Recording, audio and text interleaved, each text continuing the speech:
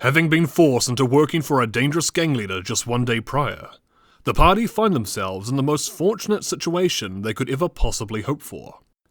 Standing before a group of rebels seeking to end the reign of Derice and his Tooth-Taker gang, with the support of the entire city government behind them. By all accounts, the party will never get a better chance to get out of this gang alive. But as the rebels extend their hands out for what could be a once-in-a-lifetime opportunity, the party looks amongst themselves for a moment, then respond with a resounding, nah.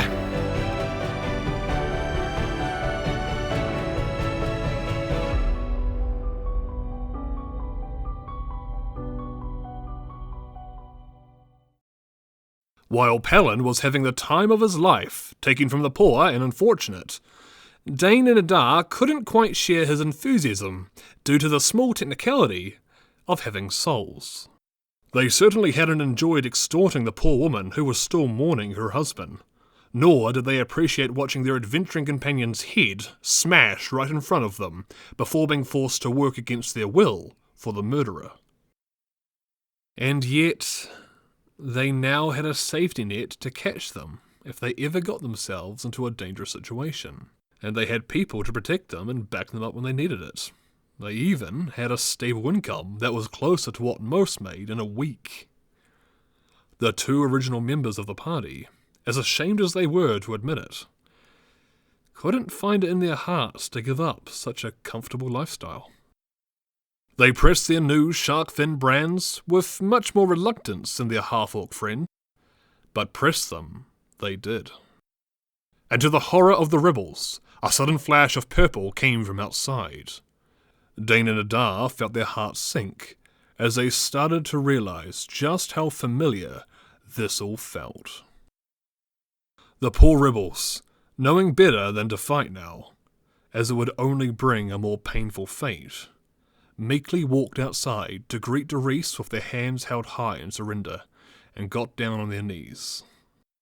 The party was rewarded with praise, and a promise of a large monetary bonus for capturing these traitors, as they made their way out behind the rebels to relive a recent, gruesome memory. Sure enough, they stand by and watch themselves become part of the problem. One by one, each of the rebels' heads are crushed, along with any hope that Dane and Adar still had of escaping this life they have now firmly rooted themselves in. Dane and Adar returned to the Royal Stallion for a night's rest, with heavy pockets and even heavier consciences.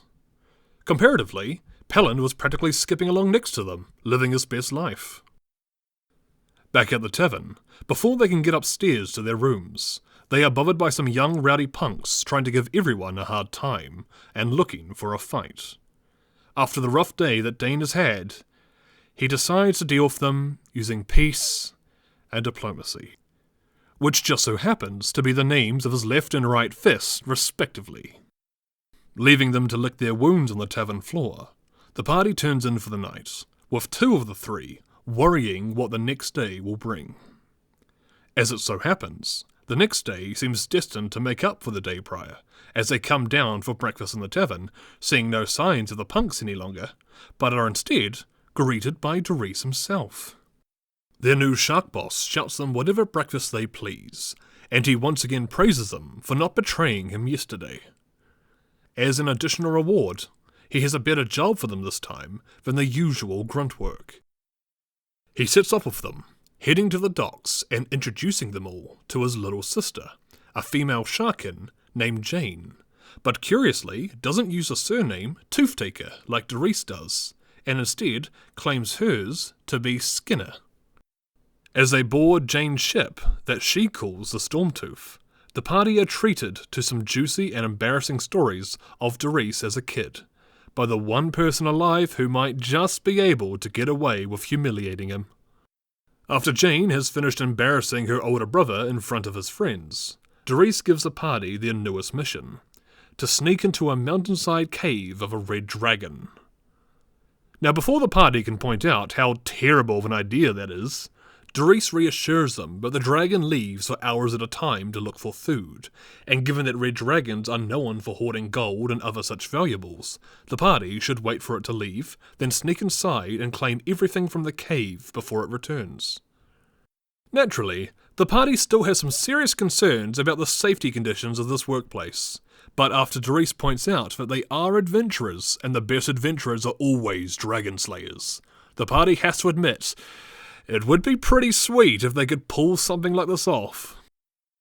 Satisfied, Doris returns to the matters at hand in Dale, while Jane sets sail with the party for the mountain cave to the north.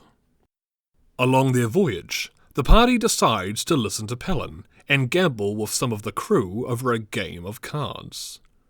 Their reward for listening to the washed-up paladin is having their pockets no longer weighing them down. Thankfully, no feelings are hurt at the thought of all the treasure they are about to claim from a dragon's clutches. Before much longer, they arrive at the small unmapped village along the shore, where the locals first reported these sightings of the dragon and its behaviour. They all confirm the dragon flew off barely over an hour ago, and could be gone for plenty of hours, perhaps even a whole day or two.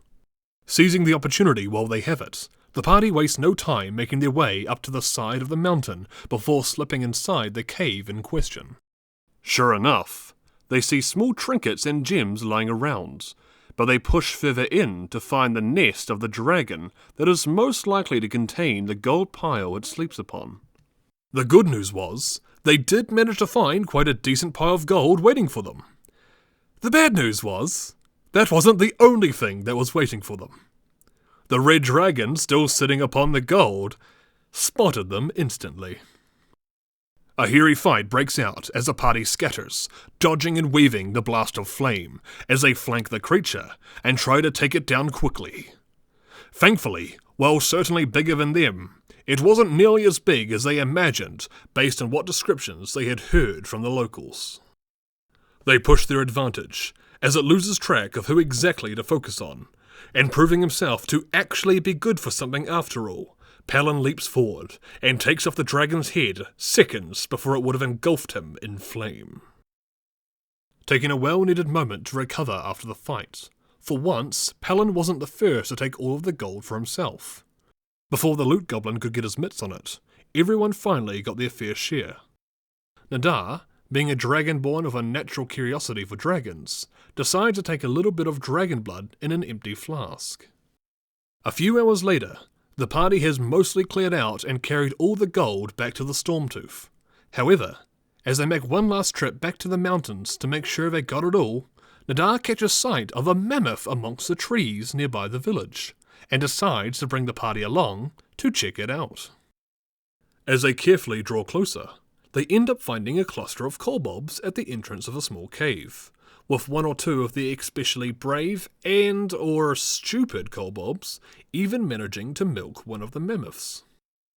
After getting permission to pat the mammoths, the party goes to check out the inside of the cave full of kobolds.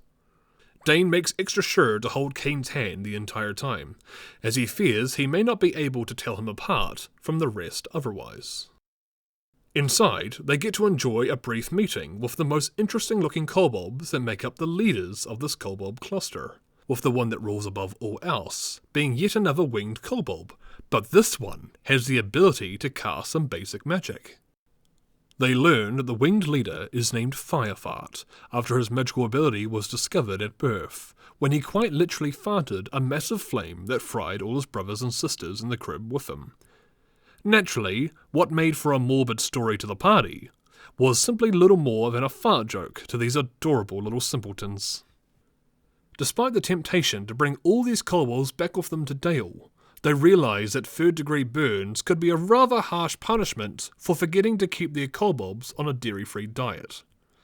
Instead, they just mark their maps, with the intention to come back for the kobolds if they ever find a use for them.